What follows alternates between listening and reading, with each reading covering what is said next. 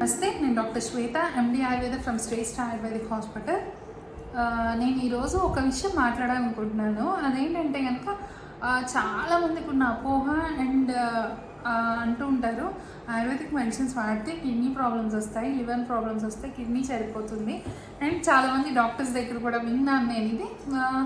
But కాకపోతే ఒకటి చెప్పాలనుకుంటున్నాను నేను, ఏంటంటే కనుక ఆయుర్వేదిక్ మెడిసిన్స్ వల్ల కిడ్నీ ప్రాబ్లము ఇలా వస్తాయని ఏం లేదండి. బట్ కాకపోతే ఇప్పుడు కరెక్ట్ డాక్టర్, ఇప్పుడు మోడర్న్ అయినా సరే కరెక్ట్ డాక్టర్ దగ్గరికి వెళ్ళి కరెక్ట్గా వాడితే ప్రాబ్లమ్స్, ఇష్యూస్ రావు.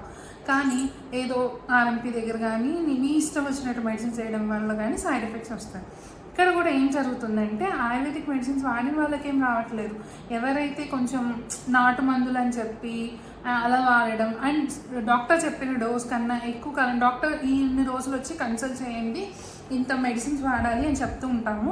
బట్ దానికి మించి ఎక్కువ రోజులు వాడడం కానీ, యాక్చువల్లీ సేఫర్ డ్రగ్సే ఉంటాయండి ఆయుర్వేదిక్లో, హెర్బల్ కానీ ఇవన్నీ.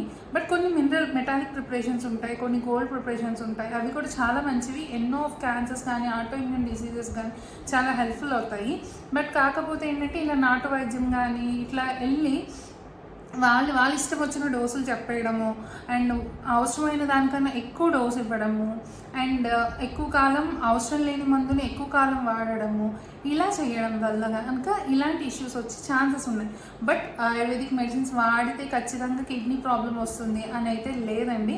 అది వేరే డాక్టర్స్కి కూడా మేబీ మనం ఎవరైనా వచ్చినప్పుడు పేషెంట్ ఏం చెప్తారంటే, మేము నాటు మందు వాడాము, నార్మల్ డాక్టర్ కానాయన దగ్గర వాడమని చెప్పరు, ఆయుర్వేదిక్ మందులు వాడడం అందుకే ఇలా అయింది ఇట్లా అంటుంటారు.